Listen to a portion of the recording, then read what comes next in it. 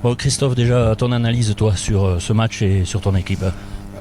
Mon analyse sur le match, on va dire qu'on a bien commencé la partie, un peu en difficulté vu le système de jeu que j'avais adopté en prenant bien la largeur. Voilà, parce que je savais qu'ils jouaient à 4 et finalement ils ont joué à 3 derrière. Fait que nous on avait aussi le système à 3 derrière et avec 2 attaquants. Je pense qu'on a bien contenu cette équipe. On a fait 2 erreurs sur, on va dire, mauvaise appréciation défenseur, gardien, je sais pas trop. Et après sur les 6 mètres, on glisse, on fait un coup franc et le coup franc tire contre les buts. Ouais. Bon, allez, 2-0 à la mi-temps, comme j'ai dit aux garçons, sur un système comme ça à 3, il faut être dans l'impact. Il n'y avait pas trop été en première mi-temps. Seconde mi-temps, je pense que plus de vertu, plus de dialogue et surtout j'ai vu des compétiteurs. Voilà. Est-ce que ça a changé quelque chose le fait d'évoluer sur le synthétique? Pour ma toi. part, non, les joueurs ont l'habitude de s'entraîner sur synthétique. À Saint-Orens, il y a un synthétique. Non, pour mon équipe était habituée au synthétique. Ouais. Pas de souci. L'objectif maintenant de Saint-Orens pour la fin du championnat, la suite du championnat? La suite des championnats, c'est compliqué. Il reste 8 matchs. C'est les 4 derniers qui descendent. Derrière nous, pour l'instant, il y a Caser, Grouillet.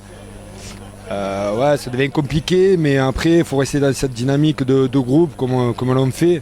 Après, attention, on n'est que Saint-Orens et voilà, on n'a pas des prétentions autres, mais je pense que sur l'ensemble de la saison, on mériterait quand même de rester en R1.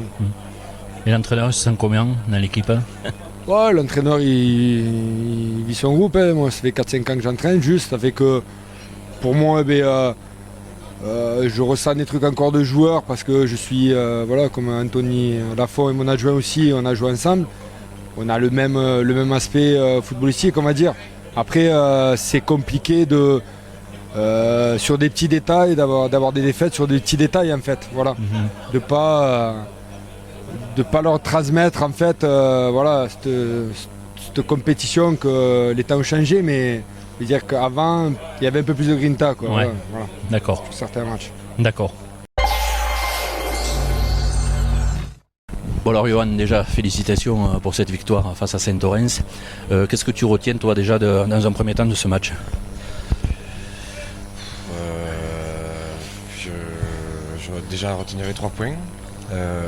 C'est sûrement la priorité, on va dire. Et puis après, on a été réaliste en début de rencontre, ce qui nous a facilité un petit peu le match. J'aurais peut-être aimé qu'on soit un peu plus dangereux. Avoir un peu plus de maîtrise, mettre un peu plus aussi d'intensité. Pour éviter d'éventuellement nous mettre en danger, parce que le gardien nous sauve, Mathéo nous sauve au moins une fois. Et ça aurait été intéressant pour nous de continuer d'aller vers l'avant, d'être beaucoup plus dans la maîtrise et l'intensité. Ouais. Jusqu'à maintenant on n'a pas eu l'occasion de le faire dans les interviews, justement Mathéo, l'intégration de jeunes au sein du groupe R1, Ouais. c'est une bonne chose aussi. Oui, après nous là on a décidé de faire une rotation, ça nous permet de voir les jeunes aussi, c'est mérité pour Mathéo.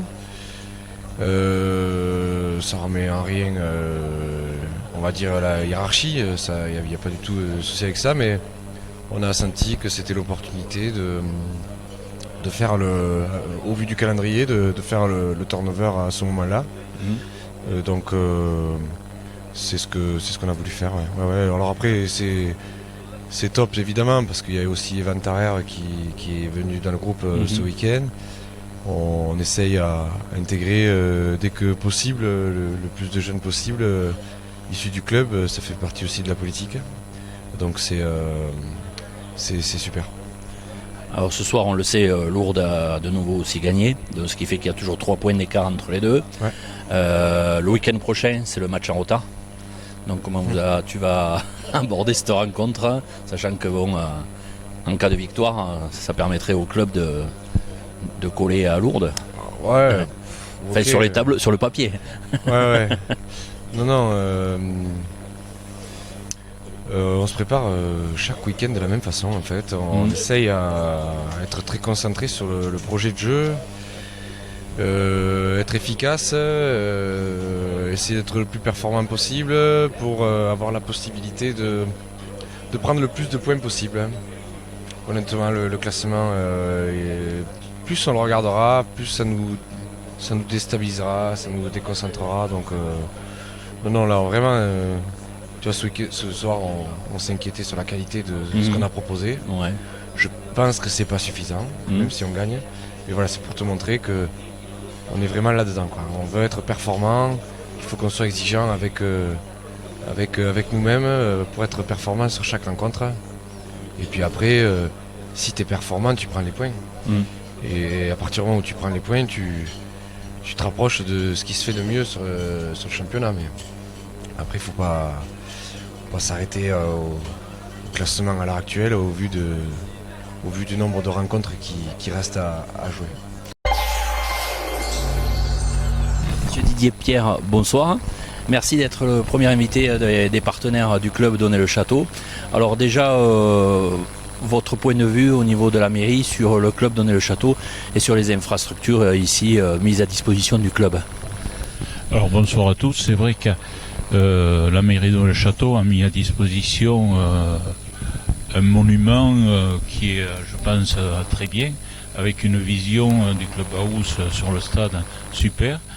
Et c'est vrai que bon, arrivé à un moment là, quand il fait froid ou quoi que ce soit, c'est agréable de se retrouver ici. Mais il y a des fois, par rapport à des inconvénients de terrain ou quoi que ce soit, c'est vrai que bon, aujourd'hui on a joué sur le synthétique, mais le synthétique c'est quelque chose de favorable, je pense, pour l'équipe honnête. La preuve, ils ont gagné 2-0 et je les en félicite pour cette victoire. Oui, alors au niveau de la mairie, vous souhaitez bien évidemment, je suppose, que le club, vu son classement aujourd'hui, avec un match en retard, puisse, dans un avenir proche, accéder en National 3. Alors le souhait de la mairie, de monsieur le maire et puis de toute son équipe, c'est vrai, on sera ravis si le club monte en National 3. On sera là pour l'accompagner. Et c'est vrai que bon, une infrastructure comme ça permettra un peu de mettre en valeur la commune de Château, qui est proche de Rodez.